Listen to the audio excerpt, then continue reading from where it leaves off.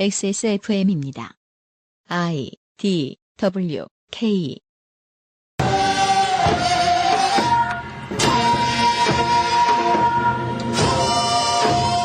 (2019) 설 맞이 기사 읽기 놀이.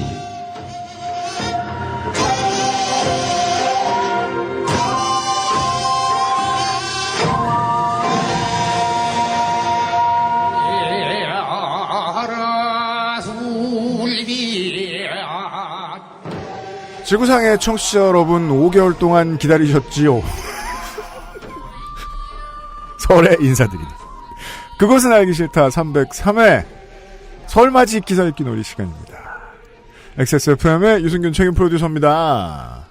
윤세민 에디터고요. 네, 안녕하십니까. 윤세민입니다. 네. 가족 정모 시즌이죠. 그렇습니다. 저는 요즘 세상에 이렇게 혐오가 만연한 게 네. 정모가 없어져서 그렇다고 생각을 해요. 왜냐면 시삽이 없어서. 아니, 그리고 옛날에 우리가 네. DC에서 그렇게 키배를 뜨다가 네. 마음이 편안해지는 순간이 언제였냐면은 패션 갤러리 정모 사진을 봤을 때거든요. 그래요? 그 마음이 굉장히 편안해져요. 혹은 식물계 정모 사진 같은 거 그러니까 보았을 때죠. 그죠. 그리하여 이번 설에는요, 남양주에 계신 친지들을 모시고 기사를 읽어보겠습니다. 팀 NYC 홍성갑 덕질인이고요. 예. 100m 옆에 사는 정은정 농축산인이에요. 진짜 근데 직선거리 재보면 100m 될 것 같아요. 부르려고요, 이제 종이컵 전화기 설치해가지고. 네. 성가봐!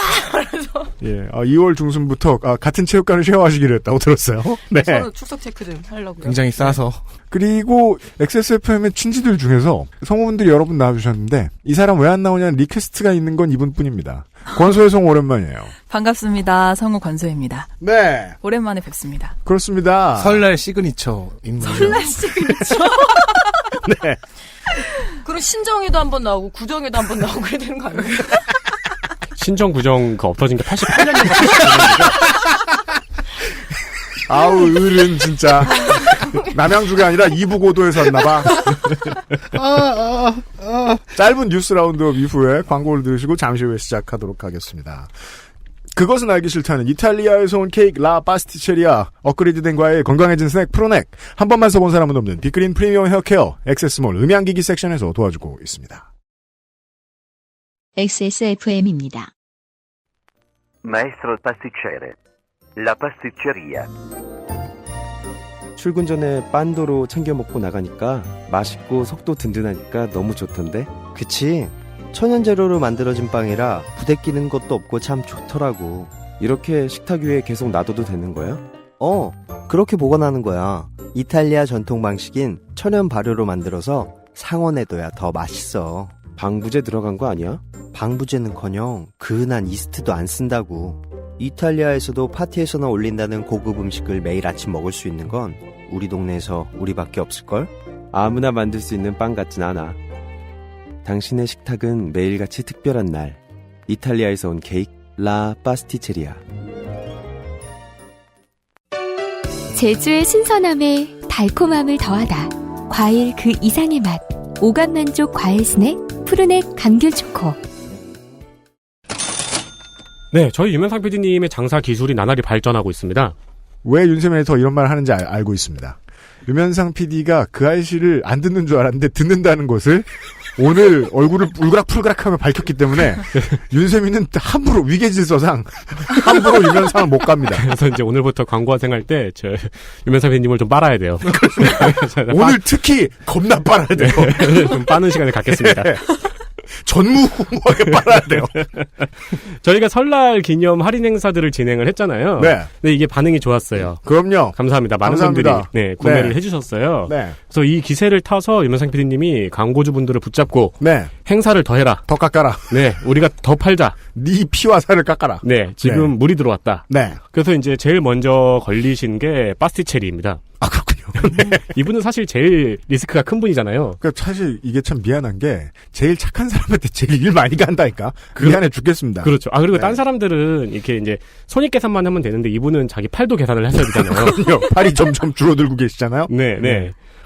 라파스티체리아 라파스티체리아의 할인이 발렌타인까지로 연장되었습니다. 그렇습니다. 네. 네. 요거를 이제 새치허로 잘 구슬린 거죠. 네. 네. 발렌타인까지 팔아야 된다. 네. 그래서 지금 제사상에 올려놓을 걸 다 주문을 하셨죠? 그래서 제사도 치르셨고, 네. 조상님이 아몬드 좀 뜯어 드셨고. 그렇죠. 이제 발렌타인데이 때, 연인이 아니시라도, 네. 네, 가족 간에도. 싸니까. 그렇죠. 아무한테나. 그쵸. 네. 네, 아무한테나. 발렌타인데이 때도 라파스티체리아의 빵들이 할인이 지속이 되니까. 네. 참고하시고, 설날 시즌 놓치신 분들은 이때 구매하셔도 되고요. 네. 설날 시즌에 사신 분들도 이때 구매하셔도 되고요. 한 번도 안 사신 분들도 이때 구매하시면 되고요. 네. 나는 빵이 싫다 하시는 분도 이때 구매하시면 됩니다. 내가 살면서 빵을 먹어본 적이 없다! 그렇다면 첫 이때. 경험은 라파스티체리아가 가장 제격입니다. 그럼요. 네. 발렌타인데이 대비하시고요. 네. 뉴스 라운드업 History in the Making. 뉴스 라운드업입니다. 인권운동가 김복동 할머니가 28일 별세했습니다. 향년 93세입니다. 김복동 할머니는 1992년 자신이 위안부 피해자임을 밝히고 1993년 유엔 인권위원회에서 위안부 피해자로서 처음으로 일본군에 의한 위안부 피해 사실을 증언했고요. 네. 이후 전 세계에서 피해 사실을 증언했습니다. 그리고 같은 날에 또 다른 일본군 위안부 피해자인 이아무개 할머니도 별세했습니다. 그렇습니다. 이제 생존해 있는 위안부 피해자는 23명입니다. 그렇습니다. 김복동 할머니 그리고 많은 증언을 처음에 해주셨던 분들이 지난 25년, 30년간 이루어 오신 업적에서 가장 중요한 것은 수요 집회에 참석을 한 번이라도 해보신 분들은 알 수 있습니다. 시민운동에 새로운 참고서를 하나 만들어내 주셨습니다. 네. 조용한데 어떻게 에너지를 가지고 설득해내느냐의 문제. 치밀한 운동을 만들어내셨는데 이건 언제 한번 길게 설명할 자리가 필요할 것 같기도 해요. 예. 이분을 보내드리고 이 관련된 행사들이 수요 집회 말고도 좀 크게 준비되고 있는 게 미국과 한국의 등지에 꽤 많으니까요. 알아보시길 바랍니다. 예. 손혜원 의원이 자신에게 목포의 적산가옥을 소개해줬다고 밝힌 A씨가 지난 20대 총선에서 새누리당 비례대표에 공천 신청을 했던 것을 28일 MBC가 보도했습니다. 네, 목포 MBC 말이었습니다. 그렇습니다. 그러니까 이제 손혜원 의원에게 적산가옥을 소개해준 사람이 비례대표에 공천 신청을 했던 것이었던 거죠. 목포 MBC의 뉴스를 실시간으로 보실 수 있는 이 목포 주변의 전남의 청취자 여러분들은 확인하셨었을 겁니다. 이 정국이 시작되고 한 1, 2주 정도는 목포 MBC 대 모든 나머지 보수 언론의 싸움이었어요. 네. 앞서서 세계일보는 21일에 A씨가 목포 청소년 관련 사단법인의 대표이며 2017년 1월부터 1년에 걸쳐 본인과 가족들의 명의로 만호동 근대역사문화공간 인근 7채의 건물을 매입했다고 보도한 바 있습니다. 앞으로 지금 올 봄에 지금은 일단 이제 저희가 지난주에 김민아 아저씨하고 해석해드렸던 그 상황대로 가고 있다고 생각을 합니다. 설날 밥상에 올려놓을 토픽들을 만들기 위해서 지금 보수 세력이 무지하게 애를 쓰고 있는 과정에 나온 이 뉴스였고, 그리고 이런 류의 폭로들은 피해자들을 조사하기 이전에 가장 먼저 언론인들이 생각해야 될 부분이라고 봅니다. 폭로했던 이 사건에 최초 폭로자 혹은 피해자라고 스스로를 주장하고 있는 사람이 권력의 측면에 있어서 어느 정도로 개입되어 있는가 를 가장 먼저 들여다봐야 될 겁니다. 근데 그걸 안 보고 보도하면 의심하셔도 좋다라는 생각을 하고 싶은 거죠. 예. 이게 지금 이제야 나왔는데, 손혜원이라는 전장이 지금 뒤로 점점 물러서고 있기 때문에 여론 싸움에서. 그래서 지금 안 보이거든요? 저는 이게 제일 중요해 보입니다. 다음 보시죠. 노현홍 전 식약청장이 김앤장 법률사무소의 고문으로 출근 중인 것으로 밝혀졌습니다. 그러니까 출근하라고 고문한 게 아니라. 네. 고문직으로 입사했다는 겁니다. 입사. 그렇습니다. 네. 아니 근데 출근을 하란 말이야. 줄이를 틀 테니까 안 그러면 그게 아니라. 네네. 네. 근데 이걸 제가 여러 언론사의 기사를 봤는데요. 다 이런 식으로 썼더라고요. 출근 중인 것으로 알려졌다. 출근 중인 것으로 밝혀졌다. 그러니까 사실은 가짜 하버드대생. 그러니까 그게 아니라고. 출근 중이다. 입사했다. 이런 식으로 써 있는 기사가 없더라고요. 네. 네. 노현훈 전 청장은 2010년 식약청장, 2011년 대통령실 고용복지 수석비서관, 그리고 지난해 9월까지는 심평원에서 약제급여위원장을 역임한 바 있습니다. 의료 및 의학 언론들은 김앤장을 비롯한 로펌이 최근 보건 의료 분야의 전문가들을 적극적으로 영입하고 있다고 보도하고 있습니다. 네. 새로운 그 바이오 연구 산업 분야에서 법적인 논쟁이 생겼을 때 고위 관료에게 전화 한 통 넣어주는 역할로 이 사람들의 연봉값은 된다. 네. 라는 거는 당연한데 이걸 관련해서 뒤져보시면은요. 보통은 이런 기사들을 만나실 수 있습니다. 이쪽에 몇 기수가 김현장에 들어갔다. 그리고 이쪽들 중에 어느 대학교 출신이 김현장에 들어갔다. 그런 걸로 검색해보시면요. 청장이나 부청장쯤 되는 직급을 거친 사람들이 상당수 김현장에 들어간 게 꿈에 가깝다는 걸 알 수 있습니다. 그게 아닌 이상 김현장이 모두를 오라고 고문하는 것이거나. 왜냐하면 다 고문은 써있거든요. 네. 출근과. 예, 마지막 보시죠. 대구 북구 갑 정태혁 의원이 자유한국당 대구시당에 복당했습니다. 한 줄로 정리하면 뭐? 자유한국당은 이제 다시는 서울, 경기, 인천에 누굴 당선시킬 생각이 없다는 뜻입니다. 정태혁 의원의 대표작으로는 이부망천이 있습니다. 우리 이제 그 단어 말 안 하렵니다. 네. 땡땡땡천. 그렇습니다. 네. 네. 한편 탈당하고 바른미래당으로 갔던 탈당파의 복당은 허용하지 않았습니다. 내가 바른미래당의 사람들은 다시 받을 수 없지만 수도권에 당선되지 않을 의지는 있다. 근데 정태혁 의원은 네. 제가 이 땡땡땡천을 대표작이라고 말씀드린 이유가 네. 많아요, 작품이. 히트작이 되게 많은데, 네. 그러니까 단 한 곡을 뽑으라면, 네. 네. 이분이 2016년도에 당선이 됐는데 초선이죠? 그러니까 이런 거죠. SES의 최고의 히트곡은 이렇게 물어보면 답하기 어렵습니다. 네, 근데 그 한 짧은 시간 동안에 굉장한 창작력. 그렇습니다. 네. 전국의 유권자 여러분들께 알리노나니 정태호 의원이 돌아왔다. 네. 네. 그렇습니다. 뉴스 라운드업 짧게 하죠. 윤세민 에디터 수고했습니다. 네, 감사합니다.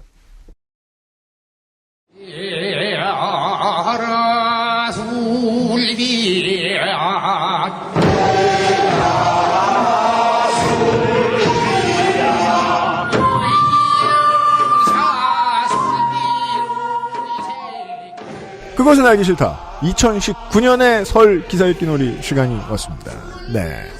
덕질인이 많이 흥분한 상태에서 준비를 했다고 에디터가 전달해 왔습니다. 왜냐하면 덕질인을 그 기사 읽기 놀이에서 왠지 많이 봤을 것 같은데 처음 나왔습니다. 그렇습니다. 네. 작년에 자다가 펑크를 냈죠. 그렇죠. 맞다. 기억난다. 까먹고 있었다. 제가 맞다. 그때 얼굴이 석류가 되었어요. 제가 그날. 네. 너무 화가 나가지고. 저 그날 기억나는데 네. 시간이 다 되어서 유피님하고 저하고 마주보고 있었고 네. 제가 유피님하고 이제 마주보는 사이에서 성가비 형한테 전화를 한 거예요. 근데 성가비 형이 전화를 받았는데 이게 누가 들어도 피곤한 자다 깬 목소리 있잖아요. 그렇죠. 여보세요 이렇게 그러니까 받는 그거를 거예요. 목소리를 꾸며낼 정신도 없는 상태죠. 그걸 받아서 내가 너무 당황해서 제 앞에 있는 유피님 얼굴을 봤어요. 근데 눈치를 채가지고 얼굴이 울그락불그락 한 거예요. 제가 그 당황해서 끊었어요 전화를. 다음번 나한테 부탁해요. 제가 끌고 올게요. 그래서 권소의 성우를 그때 한번 건너뛰고 네. 언제 마지막으로 이분을 뵀지 생각해보니까 200회더라고요. 자그마치 100회, 약 2년 정도가 지났습니다. 1년 전에 뵀었네요. 덕분에 1년 만에 나왔네요. 맞아요. 그때 작년 추석이 기억이 나네요. 제가. 작년 설날이었어요. 설이었나? 네. 아니죠. 네. 얘 못 나올. 얘 잠깐 네, 못 나올 그래서 때. 제가 그날 기사를 3개만 해야 되는데 4개까지 해도 된다고 맞아요. 특별히 윤허를 받았어요. 제 거 두 개가 빠졌거든요. 그러게요. 그래서 저는 사실 이 기사 읽기 놀이 기획에 오늘 처음 참여하지만 네. 원고는 2번째 써봅니다. 오늘의 첫 번째 기사. 네. 덕질인이 준비했습니다. 제목부터 들어봐야죠. 김예령 기자 질문 때 고개 세운 조국. 저 표정의 의미는? 동아닷컴 2019년 1월 11일 9시 50분. 김소정 기자. 네. 이 기사의 백미이자 요약은 짤입니다. 이 짤은 저희가 인스타그램과 트위터를 통해서 공유하겠습니다. 페이스북은 뺍니까? 페이스북을 통해서. 아무리 페이스북 이용자가 줄어든다지만. 네. 그리고 구글을 비롯한 검색 엔진에서 고개 쳐든 조국으로 검색해도 볼 수 있습니다. 왜냐면요, 이 제목의 고개 세운이 처음에는 고개 쳐든이었기 때문입니다. 근데 제목을 수정했어요? 네, 수정한 거죠. 대신에 기사가 올라오자마자 이걸 캡처해가는 블로그나 게시판의 게시물에는 아직 쳐든으로. 이 경기방송 김예령 기자가 마이크에 대고 대통령에게 질문을 하고 있는데 그 뒤쪽으로 조국 민정수석의 머리가 딱 보이고요. 그 눈길이 김예령 기자를 향해 있는 그런 사진입니다. 그렇죠. 조국 수석의 머리에는 아예 이제 노란 동그라미를 쳐놔서 잘 보입니다. 네. 저희가 잘 보고 있는데요. 네. 왜냐하면 보통 이제 민정수석이 있는 자리는 대통령이 이제 기자와 질문을 하면 기자들 앉는 자리 뒤쪽이에요. 네. 그냥 앉아 있습니다. 근데 앞에 있는 기자들이 보시면은 조국 수석하고 키가 비슷해요. 앉은 키가. 네. 그럼 고개를 좀 들어야 돼요. 그리고는 질문하는 기자가 있으면 그 기자를 보게 돼 있죠. 물론 뒷모습을 보게 되는 거죠. 안 그래도 그 양반이 특별하게 무례했고 그래서 쳐다보고 있는데 이 장면이 고개 처든이 됐죠. 김예령 경기방송 기자가 문재인 대통령 신년 기자회견에서 경제 기조를 유지하는 자신감은 어디서 나오는 것인가 라는 표현을 써 연일 화제인 가운데 질문 당시 조국 청와대 민정수석의 표정도 덩달아 관심을 받고 있다. 이 한국의 언론 미디어 환경을 오래 접한 독자들은 이제 대부분이 알고 있죠. 무엇이 관심을 받고 있다. 그렇죠. 내가 관심이 화제다. 라는 서술의 진짜 언론은 나 혹은 우리 언론사 데스크입니다. 네. 그래서 이 서술의 진짜 의미는 관심을 두어라. 화제로 삼아달라는 요청이죠. 맞습니다. 김예령 기자는 10일 청와대에서 열린 대통령 신년 기자회견에서 질문 기회를 얻자 자신의 소속과 이름을 밝히지 않고 곧장 질문을 했다. 김 기자는 경제 기조를 바꾸시지 않고 변화를 갖지 않으시려는 그런 이유에 대해서도 알고 싶다. 그 자신감은 어디에서 나오는 것인지, 그 근거는 무엇인지 좀 단도직입적으로 여쭙겠다라고 다소 공격적인 질문을 던져 화제가 됐다. 이게 참 저도 답답했던 게 이게 하루 이틀씩이나 화제가 돼서 지면을 덮어야 하는 일이었나라는 궁금증은 정말 많이 있었어요. 네. 더불어민주당 박용진 의원이 평가한 바에 따르면 김예령 기자는 기자다운 일을 한 겁니다. 그러니까 보수적 시각으로 해석을 해보면요. 경제 지표가 매우 좋지 않게 해석이 되잖아요. 요즘 그래요. 네. 그러면은 경제 정책 기조를 좀 바꿔야 되는 거 아니냐라고 보수적 시각을 가진 기자는 질문할 수가 있죠. 네, 실제로 계속 비슷한 질문들이 많이 나왔습니다. 소득주도 성장 언제 포기할 거냐라는 식의. 물론 소속과 이름을 밝히지 않고 곧장 질문으로 들어갔다는 건 비판할 수 있겠으나 무리하다고 질문의 내용 자체는 기자가 할 법한 질문입니다. 박용진 의원이 이거를 YTN 김호성의 출발 새 아침에 출연해 그 해당 발언을 직접 인용하면 기자는 어떤 질문도 할 수 있다는 말을 했는데요. 네, 사실은 이게 정확하죠. 그런데요. 동아일보는 무례함도 아니고 기자의 본분도 아니고 다른 것에 집중했습니다. 조국 수석의 목을 드는 각도. 네, 제목과 짤에서 알 수 있듯 조국 민정수석입니다. 네. 기자들 사이에 앉은 조 수석은 김 기자가 질문하는 내내 고개를 숙이고 있다가 대통령께서 계속해서 엄중하게 바라보고 있다고 강조하고 계셨는데 라는 김 기자 질문에 고개를 들어 그를 한번 바라본 후 다시 고개를 숙이는 모습이 카메라에 잡혔다. 저는 만약에 우리 집에 고양이가 있으면 고양이를 가지고 얼마든지 이런 기사를 쓸 수 있습니다. 내가 무슨 말을 할 때 고개를 들어 나를 한번 바라본 후 다시 고개를 숙이는 모습이 CCTV에 잡혔다 정도로요. 이어 논란이 된 그 자신감은 어디서 나오는지 질문 부분에서 조 수석은 다시 고개를 들어 무표정으로 김 기자를 응시했다. 그럼 뭘 할까? 고개를 환하게 웃어? 고개를 들었다가 숙이고 다시 보면서 무표정한 이 행동이 너무 궁금했던 겁니다. 그러니까 이 기사에서 김예령 기자의 질문과 문재인 대통령의 답변보다 더 중요한 건 조국 민정수석의 무표정이었어요. 네. 이게 사람들이 보통 반려동물을 대하는 심정이에요. 무슨 행동을 하는지 눈을 떼지 않잖아. 그럼 좀 합리적인 추측을 해보자고요. 좋아 죽겠는 거지. 아마도 현장에서 조국 수석은 김일영 기자 말고 다른 기자들도 쳐다봤을 겁니다. 그럼요. 왜냐면 계속 고개만 숙이고 있을 수는 없잖아요. 또 고개 아픕니다. 거북목 됩니다. 고개 숙이면 또 졸았다고 할 수도 있어요. 네. 누리꾼들은 조 수석은 저 질문을 어떻게 생각했을까? 이거 기대했는데. 조 수석님 표정 보니까 청와대 직원들의 반응도 궁금하다. 아, 전국의 애니메이션 감독 여러분. 등의 의견을 내놨다. 고음 갔다 저음 내려오기 되게 힘들잖아요. 네, 전국의 애니메이션 감독 여러분. 정말 프로. 네, 캐스팅 대상 한 명 추가하십시오. 이 대부분의 독자들은 이제 알죠. 이 기자가 이런 의견을 실제로 봤을 가능성은 영에 수렴합니다. 하지만 저는 신중해지기로 했지 않습니까? 혹시나 해서 큰 따옴표로 묶여있는 그 의견 문장들을 찾아봤어요. 그러니까 각 기사에 댓글 돌아다니고요. 게시판 돌아다니는데요. 찾았어 그건. 구글 다음 네이버 덕덕고 다 써봤습니다. 정확하게 이 워딩은 없습니다. 인생은 참 길어요. 네. 왜냐면요. 이런 것도 할 시간이 있고. 덕질인의 인생은 특히 길어요. 앞선 김혜령 기자의 발언들을 큰 따옴표를 쓰면서 인용했기 때문에 이것도 그쵸. 인용일 거라고 보게 되는 거죠. 네. 그치. 하지만 찾지 못했습니다. 왜냐면요. 그렇죠. 조국 수석의 표정을 다룬 기사는 이 기사가 최초이기 때문입니다. 따라서 저 표정을 놓고서 누리꾼들이 의견을 내놨을 리가 없습니다. 사실 표정의 의견 받기는 쉽지 않습니다. 왜냐면 아무리 사람이 슈퍼스타여도 표정을 다룬 다른 기사와 유튜브 영상들은 이 기사 이후 시간에 나왔기 때문입니다. 저는 이 이전 것들을 찾지 못했습니다. 네네네. 특히나 조국 수석이 김혜령 기자를 쳐다보는 그 순간의 그 사진은 동아일보의 이 사진 하나뿐입니다. 아 그래요? 다른 걸 찾으면 저한테 꼭 알려주시기 바랍니다. 제가 패배를 인정하겠습니다. 나머지 조국 수석의 사진은요. 눈을 감고 있거나 고개를 숙이고 있어서 그냥 배경의 하나인 그런 사진들 뿐입니다. 예, 그 기사 계속 보시죠.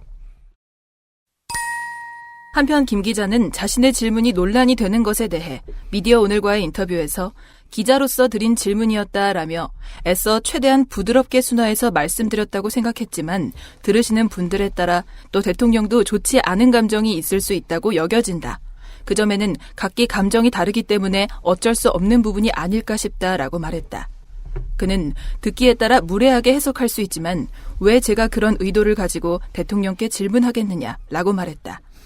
이어 이제까지 구체적인 경제 정책과 여론조사 등과 관련한 질문은 있어왔다. 이에 저는 조금 불편하실 수 있으나 최대한 어려운 국민들의 여론을 대신해 여쭙고 싶었다. 껄렁한 태도 또는 비아냥대는 태도로 질문하면 그것은 정말 안 되는 것이라고 털어놨다. 해도 된다는 소리야? 안 된다는 소리예요?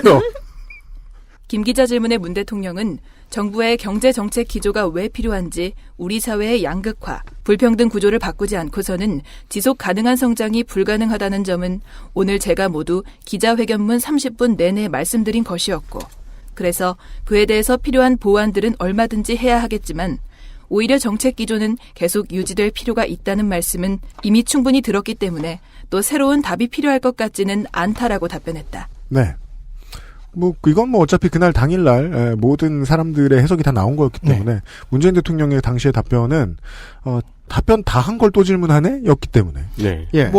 이 내용은요, 미디어 오늘의 내용, 그 기사를, 보도를 우라카이 한 거긴 하지만. 그래요? 그래도 주류 언론다운 끝맺음입니다. 왜냐면 김혜령 기자의 자기 변호, 그리고 해당 질문에 대한 문재인 대통령의 답변이 들어있어요. 아니죠. 여긴 조국 수석의 답변을 실어야죠. 그게 문제입니다. 이 기사에서 가장 중요한 정보는 이 뒤편에 있는 겁니다. 그리고 제목을 배반하고 있죠. 제목은 조국의 표정의 의미. 그런데 가장 가치 있는 정보는 조국 수석의 표정이 아닙니다. 제목이 집중한 포인트는 따라서 하나도 중요하지 않을 뿐더러 아무것도 시사하지 않고 내용을 배반하고 있습니다. 네. 이러고서 이 업군 전체가 모욕의 대상이 안 되길 바라는 것은 참 철이 없는 것이긴 합니다. 왜냐면 이런 류의 기법은 거의 모든 언론사들이 쓰고 있는 것이기 때문입니다. 제목과 무관한 내용을 집어넣는 가장 중요한 부분에. 그리고 고개를 쳐든다는 말을요. 제가 어디서 가장 많이 들었나 했더니 내셔널 지오그래픽에서 미어캣들 나올 때 일제히 쳐들었다. 이런 자막을 봤던 얘기는 들은 적이 있는데 고개를 쳐드는 기사의 시초로 보이는 기사를 저는 지금 고개 쳐든으로 구글에서 검색해보니까요. 2004년에 선생 길들여라 고개 쳐든 학생이라는 제목의 경향신문 기사가 보이네요. 2004년 기사. 14년 만에 처음 나온. 아니요. 17년에는요. 네. 이게 어디야? 국민일보네요. 트럼프 시대의 그늘 고개 쳐든 백인 우월주의. 그렇습니다. 이런 식입니다. 1년 만에 백인 우월주의에 맞서 고개를 쳐든 조국 수석에 대한 이야기였습니다. XSFM입니다.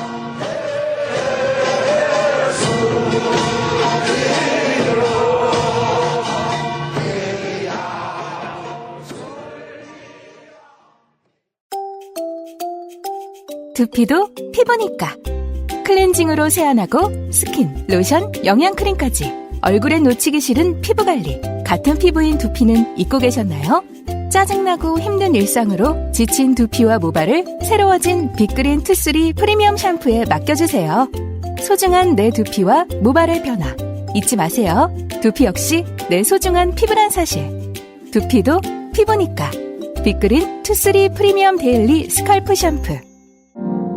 Big Green 설페이트 프리. Bluetooth, headphone, Monster, Sony, Zabra, wireless. Join the freedom. Access Mall.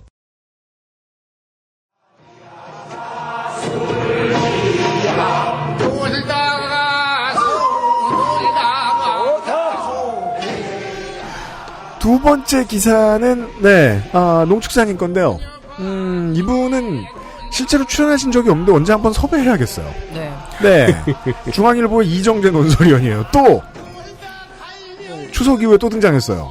궁금하더라고요. 추석에도 등장했으니까 설날에도 등장해야 되지 않을까 싶어서. 보고 싶어서. 네. 그러니까 달력 기사라고 있잖아요. 그래서 왜 이렇게 명절 때 되면 괜히 한번 찾아보게 되는. 명절엔 이정재. 그래서 혹시나 잊으신 청취자분들이 있을지 모르겠는데 이분이 바로 그 1년 후 대한민국의 저자십니다.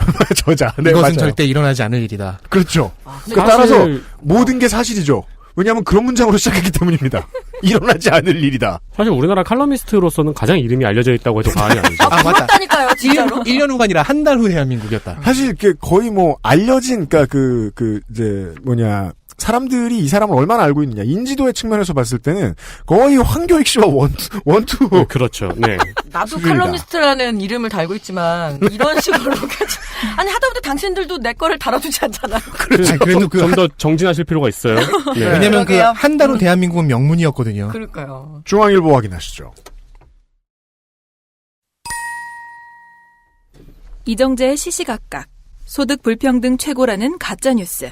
2019년 1월 17일 0시 18분. 얼마 안 됐네요. 네, 최근 기사입니다. 문재인 대통령이 새해 기자회견에서 우리가 경제적 불평등이 세계에서 가장 극심한 나라가 됐다고 했는데 나는 깜짝 놀랐다. 명백한 가짜뉴스를 그것도 대통령이 직접 말하다니 믿을 수가 없었다. 아니나 다를까 여러 언론이 이 말의 오류를 지적했다. 하지만 청와대와 문 대통령은 지금까지 한마디 해명도 없다. 여러 언론이 지적은 안 했더라고요. 뒤에 나오지만 심지어 중앙일보도 지적을 안 잠시 했어요. 후에 다시 한번 보실 텐데 그거는 이게요. 안 웃긴 얘기부터 먼저 하고 지나가면 굳이 이거를 해명을 해줘야 돼서가 아니라 말입니다. 한국어로 가장 극심한, 가장 심한 무엇이라고 말할 때는 최상급이 아니고요. 이걸 영문으로 번역한다고 한번 생각해 보시면 가장 극심한 어떤 것들 중에 하나라고 말하는 게 가장 자연스러운 번역이거든요. 네. 가장 심하다는 게 1등이라는 게 아니라는 건 사실 상식적으로 이해할 수 있는데 꼬투리를 잡자면 잡힙니다. 깜짝 놀랐다고 하셨는데 작년에 칼럼 본 저희보다 놀라셨겠어요. 나는 이름은 이정재인데 그 얼굴하고 매칭이 죄송합니다. 이제는 입만 벌리면 나올 때마다 한 번씩 얼평하지 않아? 그러지 말라고. 혹시 이 여러 언론이라는 거는 중앙일보와 중앙닷컴 얘기하는 게 아닐까요? 그 언론에서조차도 지적하지 않았어요. 세상에. 네. 저희는 검색을 많이 합니다. 여러분들께 들려드리기 전에. 우선 사실부터 따져보자. 소득 불평등은 일반적으로 진위 개수로 비교한다. 숫자가 작을수록 불평등이 덜하다. UN 인간개발 보고서 2018년 판은 세계 206개 국가 중 비교 가능한 156개국의 자료를 싣고 있다. 한국의 진위 개수는 0.316으로 동률 28위다. 한국보다 소득 불평등이 큰 나라가 적어도 120곳 이상이란 얘기다. 중국과 미국은 0.4가 넘어 아주 불평등한 나라다.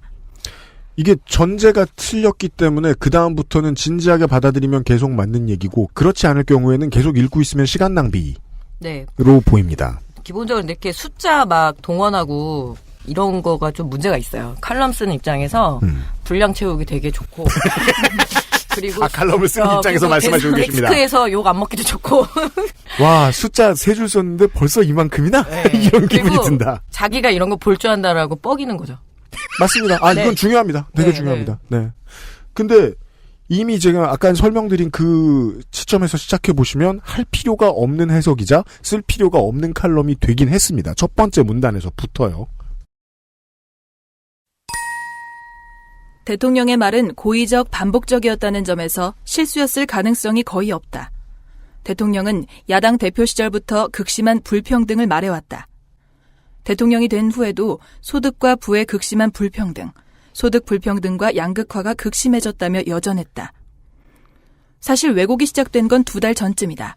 대통령은 국회 시정연설에서 한국은 발전된 나라들 가운데 경제적 불평등의 정도가 가장 심한 나라가 됐다고 했다. 가장 심한 나라는 명백히 거짓이다. 그래도 이땐 발전된 나라들 가운데라는 최소한의 안전장치를 했다. 그러더니 지난주엔 거두절미 대한민국은 세계 최고의 불평등 국가로 못 박았다. 네. 이게 그 발전된 나라들 가운데라니까 그 개발도상국을 이렇게 선정을 한 거잖아요. 그러니까 진짜로 이거는 뭐 그런 말이 아니라 아프리카하고 비교할 수는 없잖아요, 우리가. 그러니까 어느 정도 개도국 이상이고 그리고 우리가 3만 달러에 그리고 거의 경제 규모로만 12에서 막 12 사이 왔다 갔다 하는 나라거든요. 그렇잖아요. 그러면은 그 위쪽하고 비교를 해야 되는 거지. 그래서 이게 뭐 128이 그 우리나라보다 못 사는 곳이 120곳이나 있다라고 이야기하는 것 자체가 사실은 그러니까 나는 이정재 이 칼럼니스트가 뭘 찍고 싶은지 모르겠어요. 이것만 보게 되면 되게 마음이 푸근해요. 일단 왜요? 우리나라 경제가 괜찮은 것 같아서. 일단 이분은 지금 우리나라의 소득 불평등에 대해서는 관심이 전혀 없죠. 그죠? 이게 단어꼬투리라는 거는 사실 이게 그냥 뭐 고2, 고3의 논술교실에서는 좀 더 투명하게 해석을 해주는 편이니까 네. 거기 앉아서 이걸 읽고 있는 사람들은 바로 느낄 겁니다. 이건 단어꼬투리 말고는 다른 의도가 없을 가능성이 높다는 거예요. 왜냐하면 가장 극심한이라는 표현과 세계 최고의 불평등 국가라는 단어의 어감은 완전히 달라요. 그리고 가장 심한 나라가 명백히 거짓이라고 했으면은 그럼 실제로는 그 잘 사는 나라 중 가장 소득 불평등이 심한 나라는 어디다라고 얘기를 해주면 참 좋을 텐데 그게 없어요. 그런 것까지는 찾아보기가. 그러니까요. 그죠. 그 칼럼 그 얼마 준다고 돈. 아니 그거를 쓰면은 이게 중요하다니까. 그거를 쓰면은 누군가 그 칼럼을 보고 다른 지표를 가져서 너도 가장이 여기라 했지 아니야 사실 가장은 여기야라고 지적할 수 있잖아요. 거짓을 지적하기 위해서는 두루뭉술하게 지적해야 되는 것도 기법이긴 기법인데. 네.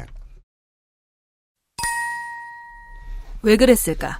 짐작은 간다. 그래요? 네. 짐작하지 마세요. 또 의식의 흐름이 이제 막 시작이 됐어요. 그래서 네, 나의 망상은 계속된다. 대통령은 그즈음 지지율 급락에 시달렸다. 고용 참사 같은 참담한 경제 성적 탓이 컸다. 경제 실패를 부정해온 대통령으로선 경제 실패 프레임에 맞설 강력한 대응 프레임이 필요했을 수 있다. 세계 최고 불평등 프레임은 달콤한 유혹이다. 이념에만 집착하는 참모들이 부추겼을 수도 있다. 이들은 언제나 임종석 씨를 좋아했죠. 네. 이분은 이거는 놓치지 않네요. 이념 참모가 영악하고 대통령은 무능하다. 그리고 저희가 소개해드리는 이 칼럼들 보시면은요. 무슨 주제로 말을 하든 쓰는 단어는 거의 다 비슷하죠. 네. 그러고 보면요. 그 한 달로 대한민국 이분의 그 명저 있잖아요. 거기서도 그 작중 소설 내에서도 소설 내의 문재인 대통령은 참모들의 말을 거절하지 못하는 대통령이었죠. 네. 맞아요. 그런 캐릭터였죠. 네. 그리고 이념에만 집착하는 참모들이 나라의 안보를 위협했습니다. 네. 아주 재미있는 SF 소설입니다. 쓰나미 사망자 1368명을 후쿠시마 원전 사망자로 잘못 말하고 재난영화에 감동받아 탈원전을 결심하는 등 사실과 숫자를 꼼꼼히 따지지 않는 대통령의 평소 스타일이 한몫했을 수도 있다. 고의든 실수든 대통령의 잘못된 진단과 현실인식은 재앙적 결과로 이어질 수 있다. 복통 환자를 위암 4기로 진단해 위를 모두 도려내고 나면 돌이킬 수 없는 것과 같다. 반복되면 대통령 말의 신뢰가 떨어진다. 북한 지도자의 진심이라며 대통령이 전해도 국민은 의심부터 할 것이다. 이건 확실하네요. 예. 하고 싶은 말은 멈출 수가 없어요. 뭘로 시작해도. 그러니까 이게 이 짧은 칼럼 안에 너무나 많은 사례가 등장을 해가지고 예, 그 정신이 없는데 일단 그 바나나는 맛있어로 시작해도 김정은까지 무조건 갈 거란 얘기입니다. 그러니까 이런 친구가 주변에 있으면 조심해야 돼요. 그런 친구 있어요. 뭐 다 늘 있지. 맞아. 이름 한번 잘못 불렀는데 불같이 화를 내면서 너는 지금 나한테 창씨 개명을 요구한 거야까지 가는 친구가 있어요. 그게 또 대학 다닐 때는요. 네. 뭘로 시작해도 자기 옛날 남친 아니면 여친에 대한 저주로 끝내는 사람들이 있어요. 거의 그 얘기 아니야. 지금 북한 지도자의 진심이 여기 왜 나옵니까? 그리고 이거는 뭐 제 개인의 생각일 수도 있는데 이게 뭐 고용 참사 이런 이야기를 할 때는 이런 참사라는 말 선택이 우리나라가 기본적으로 어쨌든 이제는 세월호 이후에 네. 이런 말을 골라 쓰는 게 굉장히 조심스럽거든요. 네, 못된 단어 선택이죠. 예, 그리고 뭐 예를 들어서 뭐 골든 타임 이런 말을 이렇게 쓰게 될 경우에 되게 흠칫흠칫 놀란단 말이에요. 근데 그거 우리만 놀래고 엄청들 썼잖아요. 그렇죠. 근데 거기다 쓰고 그다음에 여기다가 그 쓰나미 사망자하고 후쿠시마 원전 사망자하고 그거를 이렇게 구분을 못한다라고 하는 거는 사실 여기서 이렇게 갖다 붙일 말은 아니잖아요. 그러니까 다 싫은 거야. 나는 그 탈원전 기조도 싫고 맞아요. 이것도 싫고 저것도 싫다 보니까 다 붙였는데 특히 여기다가 이 위약이라고 해야 되나 위험 사기를 진단해서 위를 도려낼 확률이 없다 그러더라고요. 제가 물어봤거든요. 준비하셨구나 열심히. 나는 이렇게 오는 건지 몰랐지. 재난영화에 감동받아 탈원전을 결심하는 요것도 요즘 저도 요거 관련된 칼럼을 몇 개 꼽아가지고 읽었었는데 이거 딱 참여정부 시절에 많이 하던 말꼬투리 잡기입니다. 네, 네. 영화를 봤다라는 얘기가 연설문 내부에 있을 따름입니다. 네. 네. 그거 가지고 지금 온갖 보수 언론들이 그 전부터 자기들도 탈원전 반대했으면서 마치 이 영화 때문에 대통령이 탈원전을 결심한 것처럼 떠들고 있죠, 지금. 그렇습니다. 네. 마무리입니다. 이낙연 총리는 지난해 10월 가짜뉴스를 만드는 사람도 유포하는 사람도 엄벌해야 한다고 했다. 대통령도 단호한 대처를 주문했다. 그렇다면 대통령의 가짜뉴스는 어떻게 해야 하나? 누가 처벌 대상인가? 가짜뉴스를 읽은 대통령인가? 그걸 써준 참모나 연설문 담당자인가? 아니면 대통령의 말을 그대로 보도한 유포자 언론인가? 사실 나는 가짜뉴스 처벌에 대해 부정적 입장이었다. 광우병, 천안함, 세월호 관련 수많은 가짜뉴스가 나라를 뒤엎었을 때도 그런 쓰레기들을 처벌하다가 진실까지 박제되어서는 안 된다고 생각해왔다. 하지만 이 정부의 처벌 의지가 그토록 강하고 그 안에 대통령의 가짜 뉴스도 포함된 것이라면 어쩔 수 없다. 찬성할 밖에. 이정재 중앙일보 칼럼니스트. 제가 좋아하는 중앙일보의 구성 중 하나죠. 쓴 사람이 마지막에 이름이 한 번 더 나옵니다. 근데 이게 광우병하고 천안함하고 세월호의 가짜뉴스가 어떤 가짜뉴스가 너무 궁금한 거예요. 아니 계속해서 지속되고 있는 건 맞고요. 하고 싶은 얘기를 어떻게든 다 집어넣습니다. 광우병 얘기부터 해가지고. 그리고 누가 처벌 대상인가 해서 빠져있는 게 있어요. 뭔데요? 가짜뉴스를 최초로 보도한 최초 유포자는 빠져있네요. 아, 그렇군요. 그러니까 그걸 읽은 대통령이라는 거기서부터 시작을 하잖아요. 읽을 수 있도록, 그 가짜뉴스를 읽을 수 있도록 쓴 사람은. 그렇다면 다음 중앙일보 기사를 보시죠. 중앙일보. 하위 10% 소득 최대폭 감소. 최저 최고층 소득 양극화도 최악. 손혜용 기자. 나왔습니다. 최초 유포자. 왜 이랬어? 한 달 전에. 좌표 찍어주는 거예요, 이거? 2018년 12월 10일 13시 31분. 이거야말로 한 달 전 대한민국이네요. 자, 이정재 칼럼니스트의 패턴으로 한번 말꼬투리를 잡아보겠습니다. 소득 양극화도 최악이라고 써있죠, 여기? 네. 그리고 이게 얼마나 갔다가 이게 문재인 정부를 까기가 좋아요. 그죠? 이렇게 네. 소득 양극화 됐고, 그렇게, 그 소득 주도 성장한다 하더니, 그래서 대체적으로 그게 스탠스잖아요. 근데 이 소속돼 있는 칼럼니스트가 완전히 반대 방향으로 해석을 하고 있다는 거죠. 그래서 자기네에서 저도 물론 뭐 이렇게 제가 쓰는 신문 열심히 읽지는 않지만 정말 안 읽는구나. 그러니까 쓰고 싶은 대로 쓴 거죠, 그냥. 그러게요. 이게 재밌긴 하네요. 한 달 전에는 소득 양극화가 최악이라고 문재인 정부를 깠는데, 그 다음 달에는 소득 불평등이 최고라고 문재인 대통령이 말했다고 문재인 대통령을 깠네요. 그러면 이정재 씨의 이 칼럼은 되게 희망적인 거네요? 왜요? 그렇게까지 최악은 아니다. 한 달 동안 나아졌다. 우리나라 소득 불평등이 그렇게까지 나쁘진 않다. 먹고 살만하달까? 읽고 나니까 굉장히 마음이 편안해졌다니까요. 그러면 친문이네요. 예, 그러니까요. 묘하게 도와주는 것 같기도 하고. 한 달 전 기사를 보시죠. 우리나라 최저소득층 하위 10%의 소득이 15년 만에 가장 큰 폭으로 줄었다. 저소득층의 일자리가 줄며 이들의 벌이가 갈수록 감소하는 반면 고소득층의 지갑은 더욱 두툼해지면서 최저 최고소득층 간의 소득 격차는 사상 최대로 벌어졌다. 대통령이 말한 것보다 훨씬 더 야하고 무서운 수사를 동원해서 겁을 줍니다. 사람들에게. 아, 내 삶이 이렇게 비참해졌단 말이야? 여기에는 고령화가 심화하는 인구 구조적 측면의 영향도 적지 않다. 올해 3분기 1분위 가구주 평균 연령은 67.06세로 평균 52.97보다 14세 이상 많다. 고령층도 생계를 위해 자영업, 일용직에 뛰어들지만 경기가 꺾인 데다 최저임금 정책 등으로 자리를 잡기가 쉽지 않다. 결국 이마저도 여의치 않으니 정부 지원금에 의지할 수밖에 없게 되는 셈이다. 통계청 관계자는 고령화 추세에 따라 마땅한 수입이 없는 퇴직 가구가 1분위에 새로 편입된 영향이 있다고 전했다. 그렇습니다. 그러니까 중앙일보는 기승전 요새 최저임금 정책에 대해서 이렇게 비판의 논조를 갖고 있는데 여기에 속해 있는 그래도 가장 핫하고 인기 많은 칼럼니스트가 그 보폭을 같이 못 맞춰준 거죠. 한 달 만에. 그러네요. 예. 근데 저는 좀 더 궁금했던 게 뭐냐면 중앙일보 데스크가 이거를 걸러내지 못했다는 게 더 재밌거든요. 못 걸러내죠. 네. 그래요? 네. 저는 엄청나게 야단 많이 맞아가면서 쓰는데요. 아, 진짜요? 네, 진짜. 아마 마감 직전에 이걸 갖고 왔을 가능성도 있어요. 아, 그렇구나. 그러면은 노하우구나 그거. 어떻게 할 수가 없어요, 데스크는. 맞아요. 네. 네. 그러니까 뭐 보통 그렇죠. 칼럼니 이 본지의 방향과 다를 수도 있다고 하지만 그래도 다르면 안 실어줘요. 등록 시간 00시 18분입니다. 그렇구나. 모두 퇴근했을 때. 그러니까 제가 가끔 집어넣었어요. UMC한테 시전하는 게 그거거든요. 이 새끼 마감 새벽에 직전에 원고 주고. 근데 문제는 그 원고는 대충 썼다는 거죠. 그게 이제 프리랜서들의 노하우예요. 네. 수정을 안 받는 노하우인데 수정도 안 받고 다음 일도 못 받죠. 그렇죠. 그럼요. 저는 실제로 한 뭐 일주일, 2주일 지난 것도 수정 요구 받을 때도 있어요. 온라인판이라도 바꾸자고. 왜냐하면 워낙 이제 뭐 불만이 많고 네. 막 이러니까. 근데 이게 이렇게 그냥 뒀다라는 거는 저는 중앙일보 입장에서 이정재 칼럼니스트가 나쁘지 않다라는 거예요. 어쨌든 열동률 올라가고 그러면 좋잖아요. 네. 현재 시사 이슈들 얘기하면서 저도 가끔 양심에 찔릴 때도 있고 늘 기본적인 고민을 등에 항상 지고 다니는 것이 있는데요. 똑같은 현상을 볼 때 누구 편에 들고 싶어서 이런 얘기를 하느냐에 대해서 실제로 이제 독자들은 궁금해하죠. 너 누구 편인데 이런 소리 하냐. 그러니까 김민아 아저씨가 밤에 잠을 못 자고 막 괴로워하고 계속 폴아웃만 하는 거고. 네. 근데 고민 안 할 수는 없거든요. 이게 경제 상황이 이렇고 뭐 주식이 이렇고 했을 때 이거는 어느 정부의 무슨 탓이고 뭐고라는 생각을 할 때 나는 내 의식을 잃고 막 갑자기 화가 나진 않나? 를 늘 생각하긴 해요.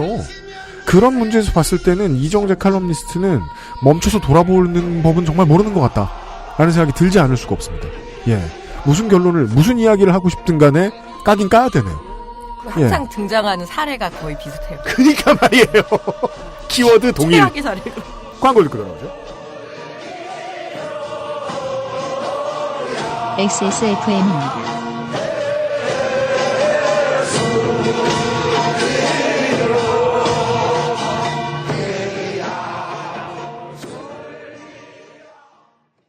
너 피부 너무 푸석하다. 과일 좀 챙겨 먹어. 밥도 귀찮은데 과일을 언제 씻고 언제 깎아 먹어. 푸르넥 알아? 푸르넥? 원적외선으로 건조시킨 과일 스낵. 한 번 손대면 끊기 힘들걸? 그렇게 맛있어?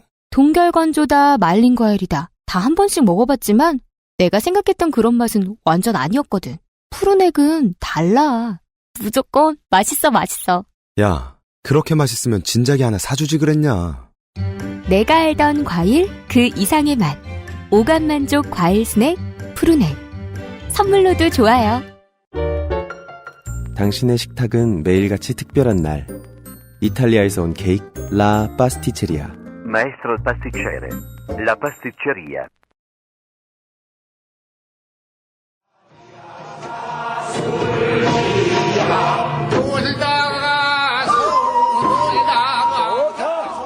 이 2019년 설날 기사 읽기 노무 시간입니다.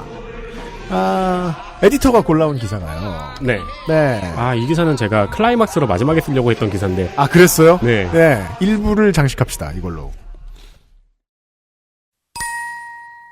조용필, 이선희 빼고 빅뱅, 소녀시대, 방탄소년단 평양에 보내라. 2018년 3월 20일 월간조선 문갑식 편집장 신승민 기자. 자, 이게 1년 된 기사인데 저희가 작년 추석 때 이걸 놓쳤더라고요. 네. 그게 저는 이런 게 종종 해악이라고 생각될 때가 있습니다. 특히나 요즘은 국대축구 시즌이니까 언제부터 AFC 봤다고 AFC 때문에 난리죠. 네. 누구를 내보냈어야 한다. 누구를 내보내라라는 기사는 옳은 말이어도 꽤나 비겁합니다. 꽤나 비겁합니다. 예, 저는 그렇게 생각합니다. 그리고 일단 이 기사를 쓴 사람이 무슨 평론가라든가 이런 사람이 아니고 편집장하고 기자예요. 네. 편집장하고 기자가 한 말이라는 걸 상기하면서 들으시면은 영향가가 높습니다. 근데 문갑식 편집장이 원래부터 연예부에 오래 있었던 사람이냐? 아닙니다. 윤상 남측 예술감독이 핫바지 감독이 되지 않으려면 케이팝 스타로 평양 무대 준비해야. 응? 이 핫바지라는 말로만 하다 글자로 보니까 되게 새롭네요. 아니 조용필 씨가 1위를 그리고 주 동안 했는데 되게 간만에 듣는 표현이 있죠. 핫바지. 네. 보온메리 같은. 빙다리 핫바지로 더 유명하죠. 요즘은. 그러니까 이거 핫바지란 말 얼마나 저 호남 아 그렇구나. 싫어하는데요. 타짜에서 우리가 들었구나. 네. 이거 되게 싫어해요. 네. 가수 겸 작곡가 윤상 씨가 20일 북한 현송월, 삼지연 관현악단 단장 등과 함께 남측 예술단의 4월 초 평양 공연을 논의한다. 통일부에 따르면 이날 오전 10시 판문점 북측 지역 통일각에서는 남측 예술단 음악감독 윤상을 수석대표로 박형일 통일부 국장과 박진원 청와대 통일비서관실 선임행정관 등이 참석하며 북측에서는 현송월 삼지연 관현악단장, 안정호 무대감독 등이 나와 남측 예술단의 평양 공연 일자와 장소, 구성, 방북 경로, 북측의 편의 제공 등을 논의한다는 것이다.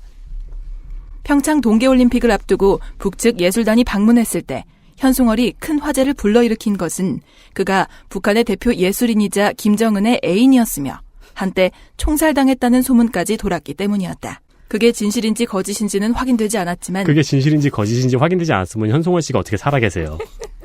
이현역 북한 인민군 대좌의 행보는 국민들의 눈길을 끌기에 충분했다. 그 오보를 제 기억에는 조선일보가 냈죠? 그렇죠. 그러니까요. 그러니까 뭔 말이라도 하고 싶었던 기분은 제가 이해합니다만 예, 자기 회사 간 건데.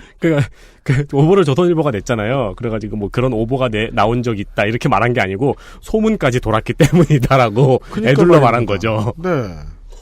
윤상 씨는 분명 재능 있는 가수 겸 작곡가지만 그가 왜 돌연 남측 예술단 음악감독이 됐는지 납득하는 국민은 많지 않을 것이다. 난 납득했는데? 보자고요. 되게 잘 납득했는데. 돌연이라는 단어가 안 나왔으려면 이 편집장으로부터 그럼 무슨 케이팝 스타라도 해서 3개월 동안 뽑았어야 된다는 얘기 아니야. 그리고 아니면 윤상 씨가 한 10년째 두문불술 칩거하면서 활동을 안 하셨던가. 아, 손학규 패턴으로. 네.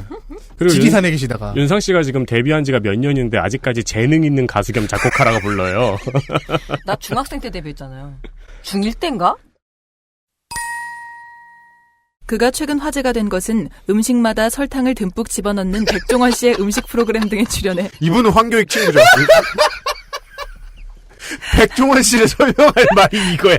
음식마다 설탕을 듬뿍 집어넣는. 네. 초보 요리를 배우고 가족과 떨어져 사는 기러기 아빠라는 이야기 외에는 별로 기억이 없다. 진짜 솔직하네요. 본인이 기억하는 패턴대로 말한 거 아니야. 지금 우리나라 아이돌곡 중에서 윤상 씨가 작곡한 노래가 얼마나 많은지는 전혀 모르고 있죠. 게다가 윤상 씨는 놀랍게도 백종원 씨 프로그램에 나가서 무슨 요리를 배웠냐면 초보 요리를 배웠어요. 그건 뭐야? 걸그룹 그 아추 그렇죠. 아추도 작곡을 했고 너무 예쁘지 않아요? 네. 제작도 많이 하고 작곡도 많이 하고 있죠. 그러니까요. 아무튼 설탕을 듬뿍 집어넣는 백종원 씨 프로그램에서 본 거 말고는 불쌍히 같이 까였어. 월간 조선 편집장은 윤상 씨를 본 적이 없습니다. 아무튼 자기가 모른다 이거예요. 대체 왜 윤상 씨가 남측 예술단 음악감독이 됐는지를 알아보기 위해 왜냐면 자기는 모르거든. 네. 투명합니다 이 사람. 과거 자료를 찾다 보니 그가 1992년 5월 아르헨티나 국적을 취득해 병역 면제 혜택을 받았지만 곧 국적 취득을 포기하고 현역으로 입대했다는 26년 전 뉴스도 찾을 수 있다. 그럼 이건 뉴스가 아니잖아. 이게 군대 갔잖아. 자기가 아르헨티나 국적을 취득해 병역 면제 혜택을 받았다는 사실을 알고 엄청 기뻤는데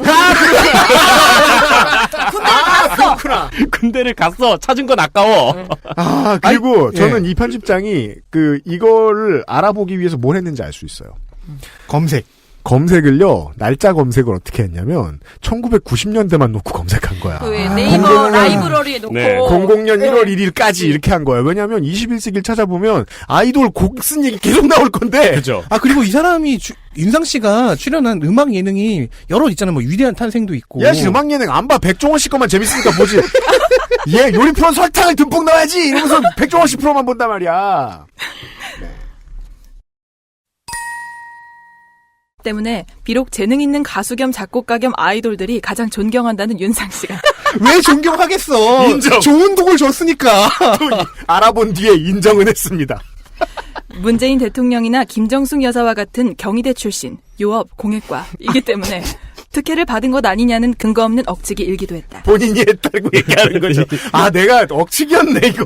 제가 여기다 이렇게 썼죠. 깨알 홍보. 아니, 이분이 진짜 정말 너무 솔직하신 분인 게, 현송월 씨 얘기할 때도, 현송월 단장 얘기할 때도, 아, 우리 회사가 그런 오버를 냈는데 이러다 말고 멈추지 않고 써요. 또. 그리고 여기서도 아르헨티나 국적 취득을 제가 의심했는데, 아, 가셨네, 군대. 귀여워. 이 아저씨 어떡해. 네. 그렇지만 그가 실세 음악 감독이 아닌 것만은 부인할 수 없을 것이다. 저 이 말 자주 써야겠다. 아닌 것만은 부인할 수 없을 것이다. 진짜 이 부정이 3번 들어간 되게 놀랍도록 쓸데없는 문장력이죠. 그리고 자, 앞으로 계속 얘기 나오겠지만 중요한 키워드가 등장합니다. 실세. 이 노인네 꾸러기들이 직함, 명함, 위치 이런 것에 대해서 얼마나 큰 집착을 가지고 있는가를 저는 보여주는 기사일 거라고 생각합니다. 지금부터는요. 윤상이 북측과 만나기도 전에 가수 조용필과 이선희가 4월 초 평양에서 열릴 우리 측 공연에 참가키로 했다. 두 사람 모두 평양 무대에 2번째 서게 됐다는 보도가 나온 것이다. 그게 윤상이 실세라서 나오기로 했다는 거예요? 그럼? 윤상 씨가 북측과 만나기도 전에 이 보도가 나왔으니까 윤상 씨는 실세 음악 감독이 아닌 것만은 부인할 수 없다는 거죠. 근데 북한에 평양에 공연 가면 반드시 가는 사람들이 있잖아요. 네. 그게 조용필, 이선희, 그리고 뭐 김연자, 뭐 이런 게 딱 그게 있잖아요. 사람들도 당연히 갈 거라고 생각하고 북한에서도 당연히 올 거라고 생각할 것 같거든요. 조용필, 이선희 같은 분들은 한국이 외국에 뭐 내놔야 되는 국가대표 뮤지션 하면은 일단은 로스터에 제일 먼저 올라가잖아요. 그러니까 좋다 안 좋다가 아니라 그냥 인정 이렇게 되는 거잖아요. 별로 개인적으로 좋아하진 않더라도. 그런 발언들은 매우 경솔하다고 저는 미리 말씀드릴 수 있어요. 이 뒤에 나와 있는 현란한 라인업을 들어보시면은 네. 반성하시게 될 거예요. 갑시다. 실제로 가수 조용필은 19일 기획사를 통해 지난 주말 평양 공연을 제안받아 수락했다. 20일 남북실무회의에서 출연진을 비롯한 세부 사항이 확정될 것으로 안다고 말했다. 가수 이선희 소속사 관계자는 역시 곧 통일부에서 이선희의 평양 공연 참가 사실을 발표할 예정이라고 말했다. 이런 점으로 밀어 윤상은 속되게 표현하자면 바지 사장에 불과합니다.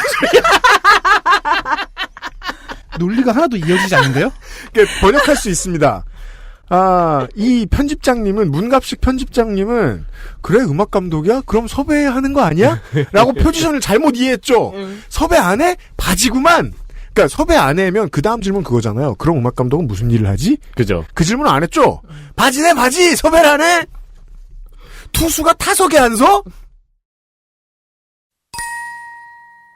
실제 출연진 인선이 통일부에 의해 이뤄졌음을 짐작할 수 있다. 그러니까 음악 감독이 뭐라는 사람인지 지금 아무것도 모르고 있어요. 결론부터 말하자면 이번 남측 예술단의 평양 공연은 몇 가지 점에서 재고되어야 합니다. 재고돼야 합니다. 결론상. 네. 북한 체제를 뒤흔들 K-팝 드림팀을 몇 가지 근거를 들어 제안하려 한다. 잠깐. 그럼 K-팝 가수들을 용언으로 쓰겠다는 건가요? 나는 음악 감독이 뭐 하는지, 자, 봅시다. 여기 나온 거 보죠. 나는 음악 감독이 뭐 하는지 모른다. 우리는 현송월에 대한 오보를 냈다. 여기서 지금 알 수 있는 거. 그리고 나는 윤상이 누군지 모르겠다. 네. 따라서, 섭외는 내가 하자는 대로 다시 하자. 그래서 이 사람들이 지금 이 공연의 섭외 리스트를 제안을 한다고 하는 거예요. 왜요?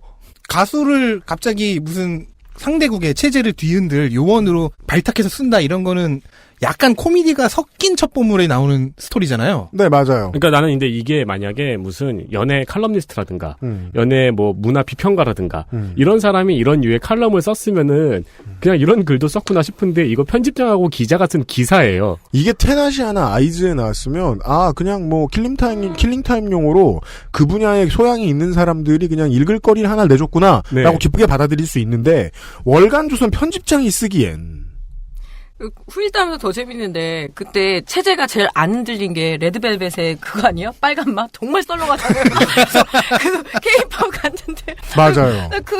반응 제로였죠. 그 걸그룹 너무 짠한 거예요. 아유 저 소속사라고 끌려가가지고 저 뭐 하는 거야 막 이렇게 생각을 하고 있었거든요. 그래서 유일하게 안 흔들리잖아. 묘한 점이 있습니다. 정말 이상한데 우리는 문갑식 편집장이 누굴 보내고 싶어하는지 알고 싶네요 이제. 저는 개인적으로 궁금합니다. 그 래퍼 지코 씨의 공연도 네. 굉장히 치즈가 안 흔들렸던 순간이었고 치즈가 안 흔들려. 랩 참 잘했는데 근데 그런 게 원래 내면부터 흔들리는 거예요. 보시죠. 첫째, 조용필은 자타가 공인하는 가왕임에 분명하고 이선희 역시 정상급의 연륜 있는 가수지만 평양 공연을 사양해야 옳다고 본다. 무엇보다 조용필의 대표곡 돌아와요 부산항에는 북한에 대한 그리움을 자극할 수 있기 때문이다. 네? 왜? 부산으로 돌아오랬는데? 아니 잠깐만요. 그리고 원산이 아니고 평양에서 공연하잖아요. 북한에 있는데 왜 북한에 대한 그리움이?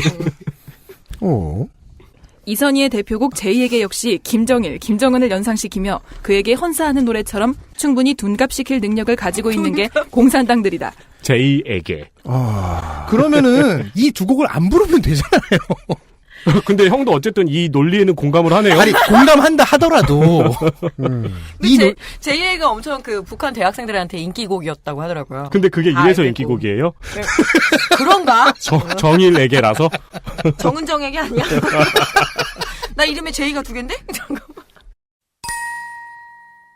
둘째, 예술감독 윤상 씨가 허울뿐인 타이틀을 벗어나 예술감독이 뭐 하는지 아직 몰라요. 아직도 모릅니다. 평양 공연을 통일의 초석으로 만들려면 출연진 전원을 아이돌 위주로 구성하는 것이 마땅하다. 자, 본색이 드러나고 있죠. 요즘 내가 TV를 뭘 보는지. K-팝이라는 말이 나돌 정도로 이 땅에는 수많은 아이돌 그룹이 있는데 이 문장 진짜 신기하게 늙었지 않아요? 나돌 정도다. K-팝이란 말이 나돌 정도로 이 땅에는 수많은 아이돌 그룹이 있는데. 그럼 이제 이 어르신이 어느 날 생각한 거 아니에요. 갓근을 고쳐매다가 왜 이런 말이 나도는가.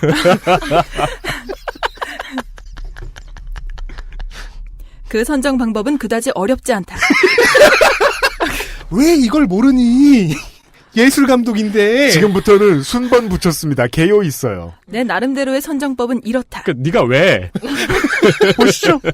전 궁금하다니까 이제. 저는 이제 문갑식 편집장에게 그 위임 권한을 넘겼어요. 구경해 봅시다. 당신이 뽑아봐라. 1. 빅뱅. 네. 관객 동원 수 445만 명을 기록한 영화 강철비에는 이런 대사가 나온다. 정우성이 특수 임무를 앞두고 가족과 저녁 식사를 하는데 딸 인영이 갑자기 빅뱅의 지드래곤 이야기를 꺼내며 중국이나 러시아도 듣는 세계적 음악가라고 말하자 정우성이 기겁을 하는 장면이다. 만일 평양 공연이 이뤄진다면 1순위로 빅뱅을 넣어야 하는데 때마침 빅뱅의 지드래곤은 지난달 백골 부대로 입소했다. 6.25 때 북한군에게 공포의 대상이 됐던 부대로 지드래곤이 백골 부대 복장으로 공연한다면 더욱 멋질 것이다. 그건 외교적인 도발이지. 비슷한 시기 빅뱅의 또 다른 멤버 대성도 이기자 부대에 입소했으니 그도 포함시키면 금상첨화가 될 것이다. 노래는 반드시 삐딱하게와 미싱류를 불러야 한다. 이거요.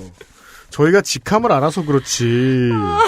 그냥 가요 요즘 처음 듣기 시작한 초등학생이 쓴 글이라고 해도 믿을 겁니다. 제 생각엔. 근데 저는 뱅뱅뱅을 부른다고 하면 이해가 되겠는데 삐딱하게랑 미싱류는 이해가 잘 안 되더라고요. 그거 제일 무섭지 않아? 귀순. 날봐 귀순 하는 거. 북한에서 제일 무서워할 것 같아. 대성이가 하면 그걸 해야지. 왜 삐딱하게 하고 미싱류인지는 모르겠어요. 가사를 봐도 이것 때문에 그런 것 같은데 영원한 건 절대 없어. 유일하게 이것 때문이지 않을까 싶은데. 다음 팀은요? 2. 소녀시대. 2017년 북한을 탈출하다 총상을 입은 귀순병사 오청성 씨가 대수술을 끝낸 후 처음 언급한 말이 소녀시대의 노래 쥐를 듣고 싶다고 했다. 진짜요? 이거 팩트 확인해봐야 되는 거 아닙니까? 밥 먹고 배고프다 그랬는데. 당연히. 네. 아니 오랫동안 누워있다가 처음으로 의식을 회복했으면 뭐 먹고 싶다가 얘기 나와야 되는 거 아닙니까? 동물인데? 쥐를 듣고 싶다고? 그럴 수도 있죠. 예. 유영진 씨도 이렇게 말 안 할 거예요. 저 이건 팩트 체크 해봐야 된다고 생각합니다. 예. 아니 뭐 그런 보도가 있긴 있네요. 네. 3. 북한 사람들이 좋아하는 아이돌 엑소, 동방신기, CN블루, 2AM, 2PM, 걸스데이, 에일리. 그리고 원래 2AM 옆에 2PM 쓰는 거 되게 늙은 겁니다. 그렇죠. 그렇게 믿고 있습니다. 다 해산됐지 않았어요? 에일리는 해산할 수 없어요. 한 탈북 여성은 공개적인 블로그에서 북한의 젊은이들이 영화 오리지널 사운드 트랙을 좋아한다고 했다. OST가 무슨 장르예요? 이게 어떻게 노래를 좋아한다고 했다. 이런 소리 아니야. 그러면서 엑소, 동방신기, CN블루, 2AM, 2PM, 걸스데이, 에일리 등을 언급했다. 또한 2000년대 후반 탈북 청년들을 대상으로 조사한 애창곡은 다음과 같다. 윤도현 너를 보내고, 김범수 보고 싶다, 백지영 총 맞은 것처럼 등이며 OST로는 가을 동화, 천국의 계단, 풀하우스, 야인시대, 아이리스, 수호천사, 제빵왕 김탁구 등이 뽑혔다. 지금이 2018년이라는 걸 아직도 모르고 있죠. 개인적으로는 이게 2000년대 후반이잖아요. 네. 이게 2018년 초 기사니까 8년 전에 조사네요. 이거 되게 재밌는 점들을 보여주는데요. 대도시도 마찬가지, 중소규모의 지자체들도 마찬가지, 지자체 혹은 관에서 행사 진행 주체인 협회를 잘못 뽑았을 때 그 협회가 만들어내는 행사들이 있단 말입니다. 거기에 왜 저런 가수가 불려 올라가는가에 대한 과정을 자세히 설명해주고 있습니다. 그 노인네들이 본 것들 위주인 거예요. 네.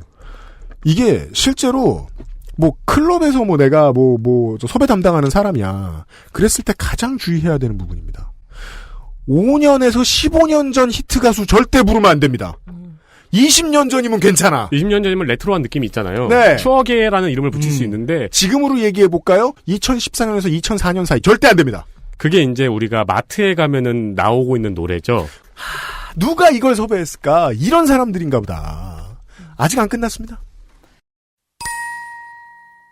4. 방탄소년단 반드시 넣어야. 반드시 넣어야. 현재 최고의 아이돌 그룹인 방탄소년단은 7인조. 옆에 한자로 방탄 써놨어. 왜 소년은 안 써? 다는 우리말이냐? 방탄소년단이라는 이름 자체가 사회적 편견과 억압을 받는 것은 막아내고 당당히 자신들의 음악과 가치를 지켜내겠다는 뜻에서 단 이름이다. 방시혁이야. 방시혁이 탄생시킨 방시혁 군단. 방시혁을 모른다. 이분은. 방탄소년단은 생지옥이나 다름없는 북한 체제를 뒤흔들 수 있는 핵무기보다 더한 파괴력을 가지고 있어 반드시 평양에 보내야 한다. 방탄소년단을 터뜨릴 생각을 하고 있는 것 같은데요? 아니면 국정원 소속 특수부대 이름인가요? 이 아미의 무서움을 모르시는 거야. 소원의 무서움도 모르고. 아미의 무서움을 아는 걸 수도 있죠. 근데 지금 전면적으로 무슨 가수들을 맹독충 취급하고 있어요.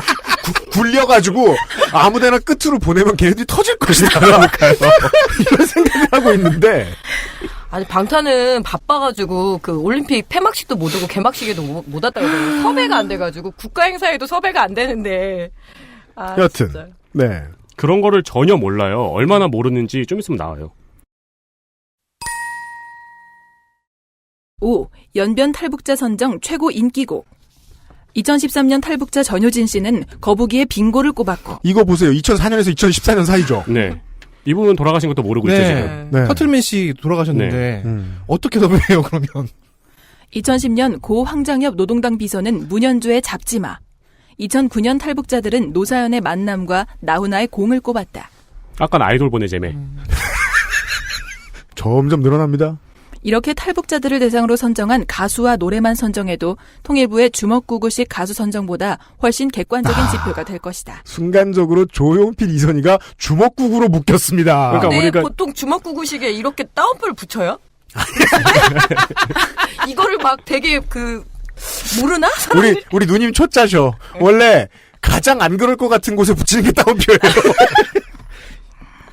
지금 자기가 앞에 선정한 이 방탄소년단이 억압을 막아내는 이 이름을 갖고 있다, 이런 게 더 확실한 기준이라는 거죠.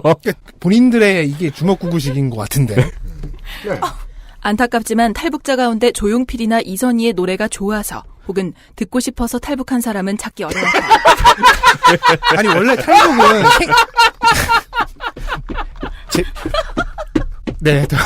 뭔가 말을 이어나가려고 하는데 말이 이어나가지지 않네요. 네. 사람들을 바보로 알고 있죠. 아니, 원래 탈북은 생계나 정치적인 이유죠.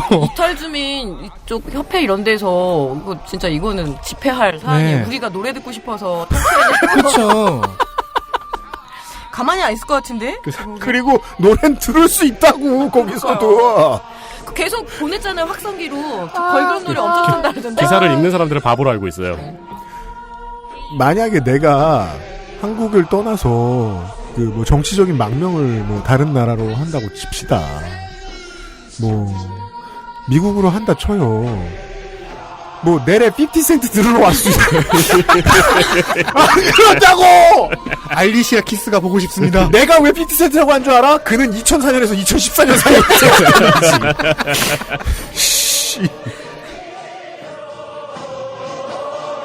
XSFM입니다.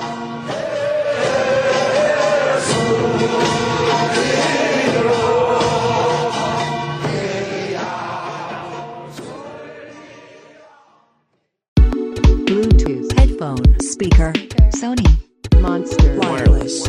Join the freedom. Access Mall. JJL. Speaker. Charge free. Bluetooth speaker. Go. Clarity. HDBT. Headphone. Bluetooth. Sony, Monster, JBL. Meet the speaker. Join the freedom. Access Mall. 잊지 마세요. 두피 역시 피부란 사실. Big Green. 설페이트 프리.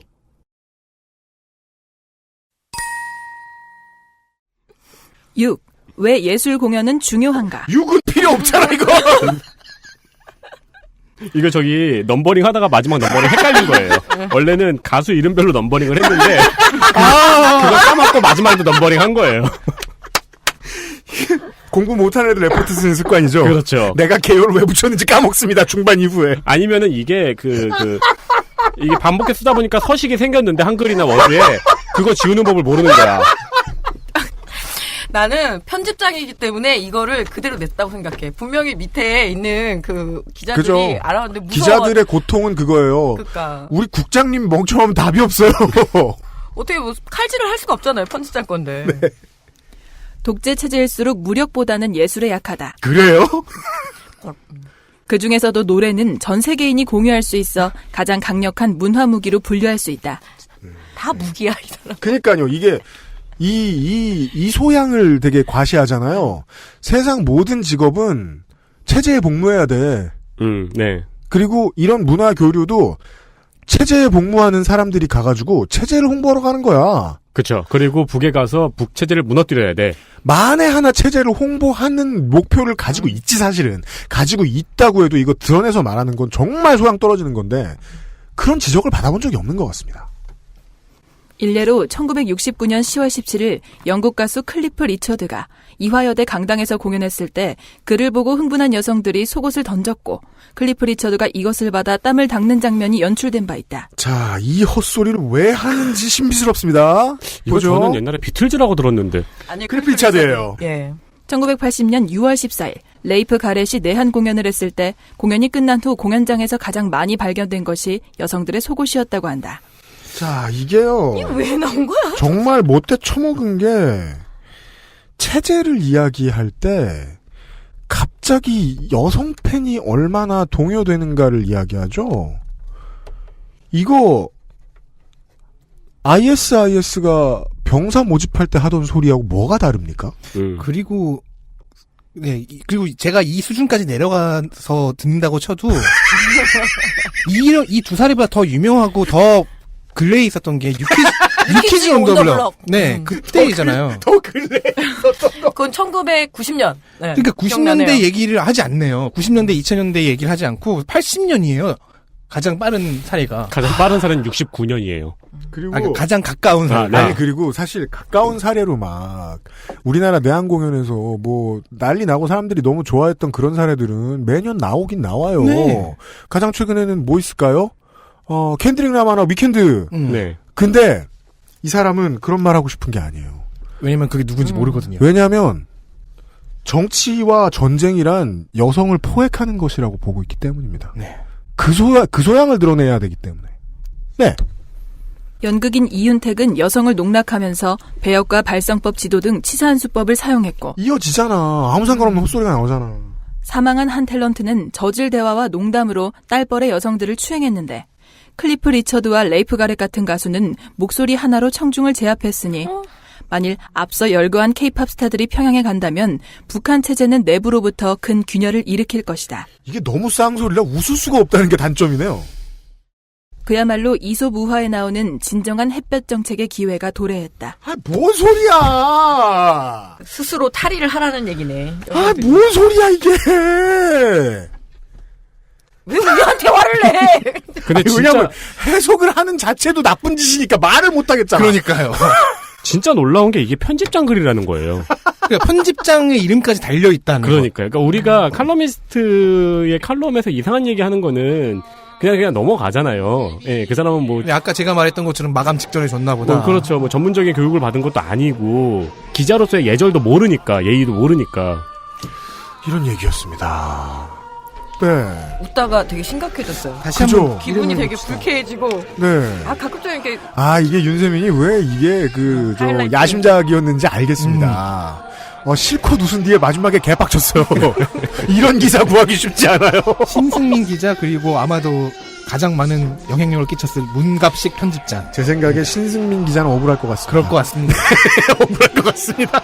이름도 편집장 뒤에 나와요. 목요일 순서였습니다. XSFM입니다. I, D, W, K